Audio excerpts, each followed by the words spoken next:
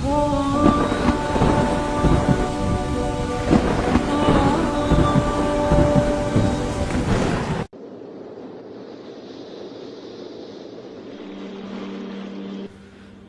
خراش ایک بزرگ گزرے ہیں اس کے زمانے میں، حجاج کے زمانے میں ان کی سچائی بڑی مشہور تھی. ان کے دو بیٹے حجاج کے خلاف بغاوت میں جنگ لڑی، پھر وہ بھاگ گئے، پھر وہ چھپتے چھپاتے گھر آ گئے. سی آئی ڈی نے بتا دیا کہ ابن خراش کے بیٹے آ گئے. حجاج نے کہا آج ابن خراش کے سچ کا امتحان ہوگا.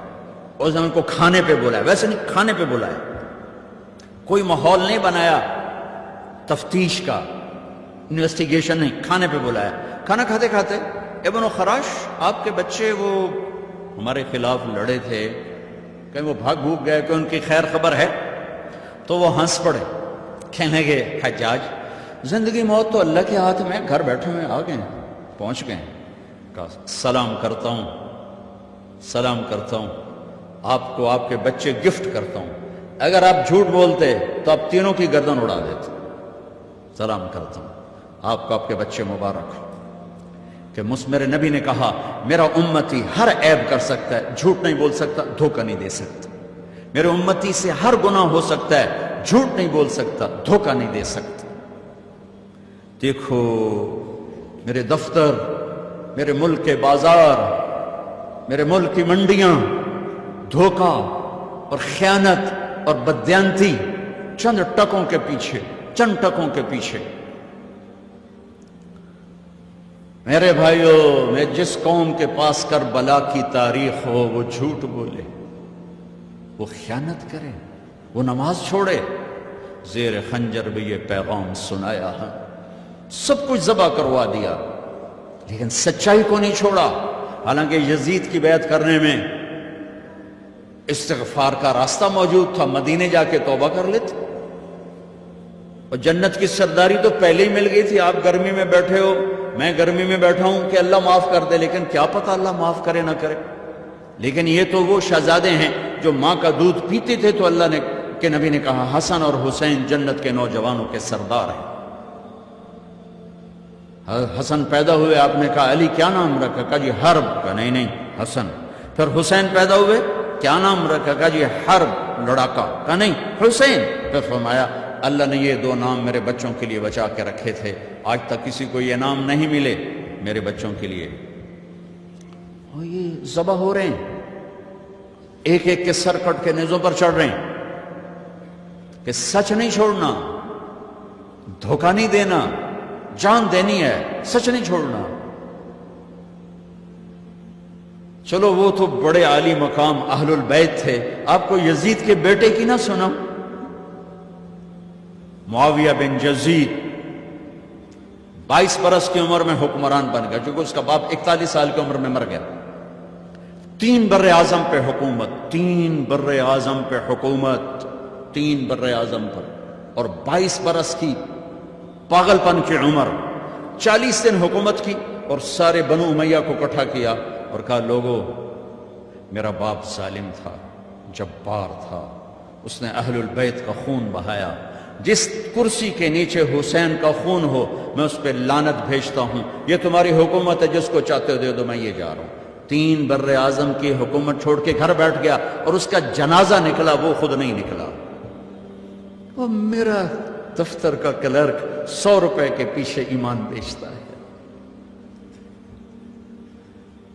ریڑھی والا 10 روپے کے پیچھے ایمان بیچتا ہے. بددیانتی یہی تمہارے فیصل آباد کا قصہ ہے. میں واک کر کے آ رہا تھا فجر کی بعد، تو میری نظر پڑی ایک ریڑھی والا، سفید داڑھی پگڑی، دور سے مجھے نظر آیا، بڑا پیارا لگا.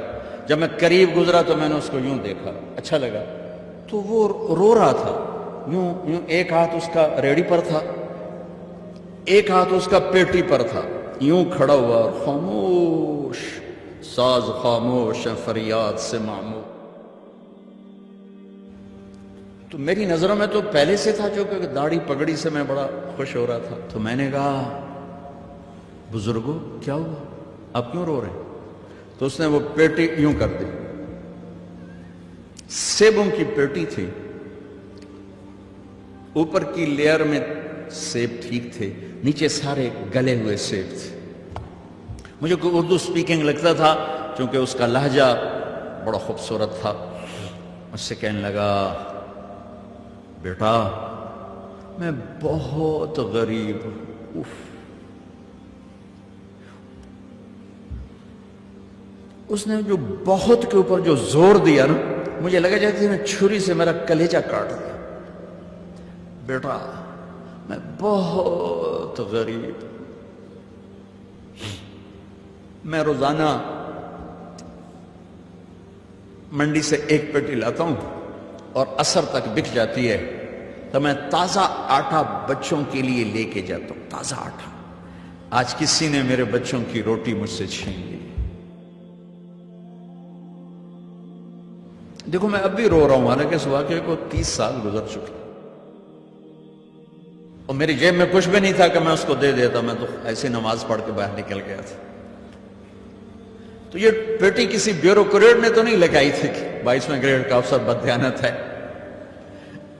या 20वें ग्रेड का प्रोफेसर बददियानत है या सुदर मंडी का ताजिर बददियानत। एक मजदूर ने पेटी लगाई थी। और ये याद रखना, हुक्मरानों के तब्दीली से हालात नहीं बदलते, तुम्हारे बदलने से हालात बदले।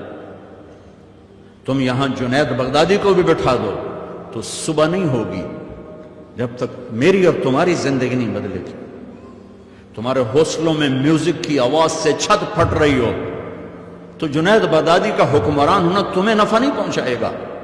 हमारे दफ्तरों में क्लर्क से लेकर सेक्रेटरी तक रिश्वत ले रहा हो तो औलियाए कराम की हुकूमत से तकदीर के फैसले नहीं बदलेंगे।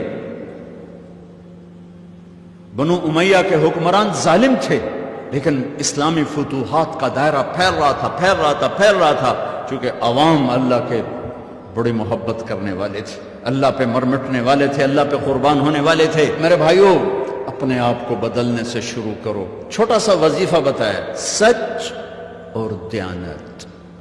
सच और दयानत, छोटा सा वजीफा बता, अपने से शुरू करो। सियासतदान बुरे हैं, पहले कौन से अच्छे रहे?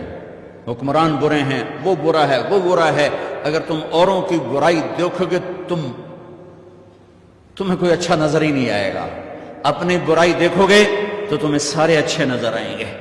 तुझे क्यों फिक्र है ए गुल दिले सद चाक बुलबुल की, तो अपने पैरहन के चाक तो पहले रफू कर ले। औरों की कमियां ना देखो, अपनी देखो।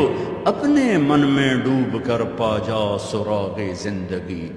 दिल दरिया समुद्रों डूघे कौन दिलांदियां जाने हो। विच्चे बेड़े विच्चे झेड़े विच्चे वंज मुहाने हो। अपने अंदर अपने ऐब तलाश करो, तुम्हें सारे अच्छे नजर आएंगे। यहां से जाओ, सच्चाई लेकर जाओ, दयानत लेकर जाओ। ये हुक्मरानों के कानून नाफिज करने से सच नहीं आता, हुक्मरानों की दयानत नाफिज करने से दयानत नहीं आती। तेरा दिल हुक्मरान होगा सच्चाई के साथ, दयानत के साथ, तब दयानत होगी। मेरे अजीजों, अपनी जिंदगी को खूबसूरत बनाना है और अल्लाह को खूबसूरत नजर आना है। अपने हबीब की जिंदगी अपनाओ और सच्चाई और दयानत। और एक आपके घर की जिंदगी से मुताल्लिक बात है, अपने घरों में मोहब्बत की फिजा कायम करो। खामिद और बीवी मोहब्बत की फिजा बनाओ, माँ बाप औलाद मोहब्बत की फिजा बनाओ, दफ्तर यूनिवर्सिटी ऑफिसेस क्लासेस मोहब्बत की फिजा बनाओ। शिद्दत और सख्ती और टॉन्टिंग और तंज ये जिंदगियों को वीरान कर देते। मेरे नबी ने मोहब्बत का सबक सिखाया, मेरे नबी ने मोहब्बत का दर्स दिया। मेरे नबी ने फरमाया इस्लाम का सबसे मजबूत अमल वो आपस में अल्लाह के लिए मोहब्बत करना है। इस्लाम का सबसे मजबूत अमल वो आपस में अल्लाह के लिए मोहब्बत करना है। मोहब्बत करना सीखो, ना मजहब के नाम पे लड़ो, ना सियासत के नाम पे लड़ो, ना कुर्सी पे लड़ो। इख्तिलाफ करो, लड़ो नहीं। इख्तिलाफ करो, लड़ो नहीं। और ख़ास तौर पर मजहबी तकसीम का शिकार ना हो।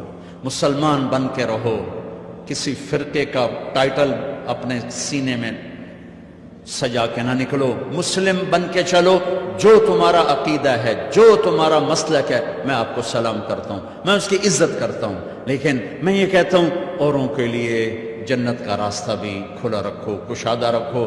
صرف ہم نے جانا ہے اور کوئی جنت میں نہیں جا سکتا، تے ویلی جنت دا اللہ چار پاونا۔ ہر فرقے والا کہہ رہا بس اسی جنتیاں، باقی تو سارے دوزخی ہیں۔ وہ اللہ کی جنت بڑی وسیع ہے۔ کھلا سین، کھلے دل رکھو، مسلم بن کے رہو، مسلم بن کے رہو، سب کے لیے دل کشادہ رکھو، کسی تعصب کا شکار نہ ہو، کسی فرقہ واریت کا حصے دار نہ بنو، کسی فرقہ واریت پر مشتمل تقریر کو نہ سنو، ورنہ تم بچے ہو بہک جاؤ گے۔ قرآن خود پڑھو، قرآن خود پڑھو، ترجمہ پڑھو، لکھے ہوئے ہیں، اپنے نبی کی سیرت پڑھو، لکھی ہوئی ہے، خود پڑھو، تمہیں پتہ چلے گا کہ یہ ممبر سے صحیح بیان کیا جا رہا ہے یا غلط بیان کیا جا رہا ہے، یہ امت کو توڑنے والا ہے کہ جوڑنے والا ہے۔ چونکہ مذہبی تعصب کی آگ زرعی یونیورسٹی سے نہیں اٹھی، وہ گورنمنٹ کالج، گورنمنٹ یونیورسٹی سے نہیں اٹھی، وہ فیصل آباد کے 8 بازاروں سے نہیں اٹھی، یہ آگ ممبر سے بھڑکائی گئی ہے۔ اس کے قصوروار پروفیسر نہیں ہیں، عوام نہیں ہیں، اس کے قصوروار ممبر والے ہیں، ممبر والے ہیں۔